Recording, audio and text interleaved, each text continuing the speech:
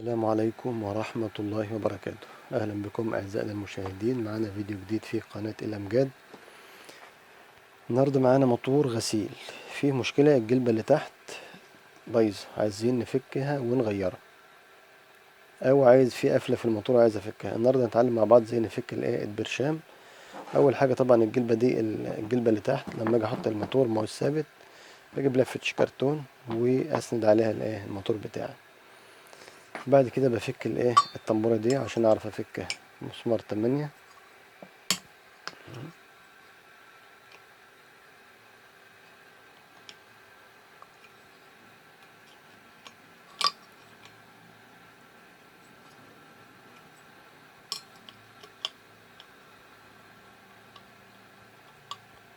أفك الطنبور، هتلفت شكرتون. وبعد كده هجيب بنطة 4 وأركبها في الشنيور، وأجي في نص البنطة في نص البرشامة وأنزل بالراحة واحدة واحدة، أربط البنطة كويس.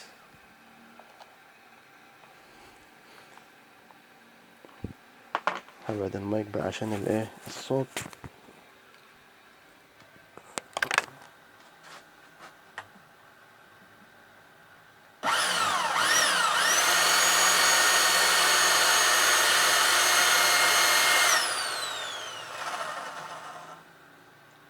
في عندي تبريد ماشي.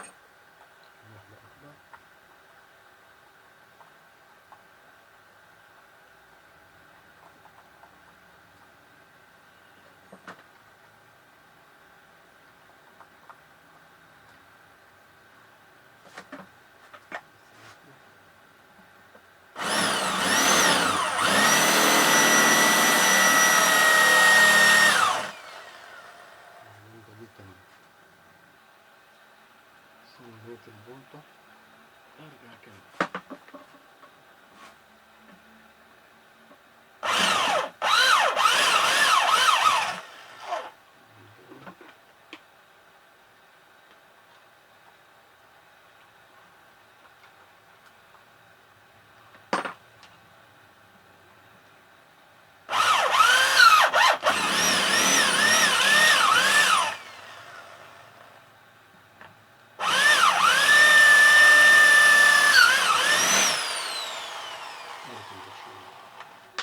البرشامة الأولى.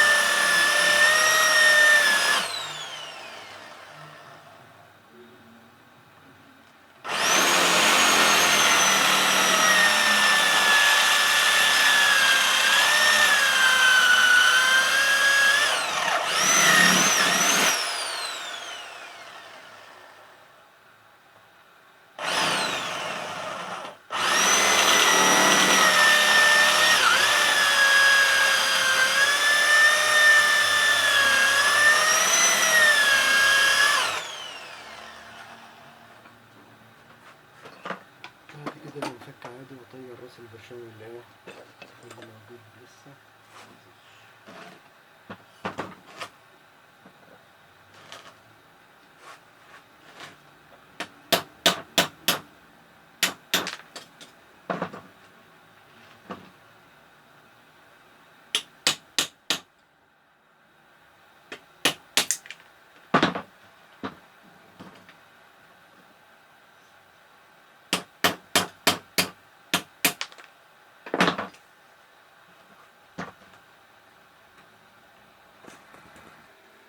كده انا بفك البرشام عشان هقفل الموتور تاني ان شاء الله بمسامير.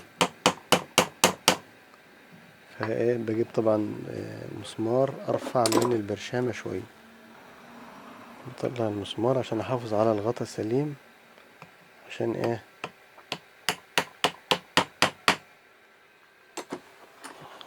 الواحد مش مالك، علشان بس الايه موضوع التصوير. ادي البرشامة الاولى، البرشامة التانية.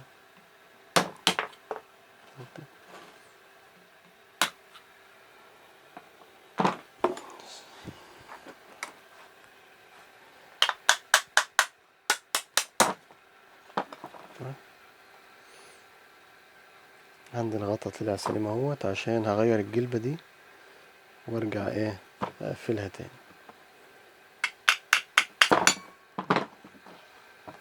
ادي مكان الايه البرشام سليم اهو، اقدر ان انا ايه استخدمه بمسامير تاني. وفيديو جديد باذن الله، وانتظروا معانا. والسلام.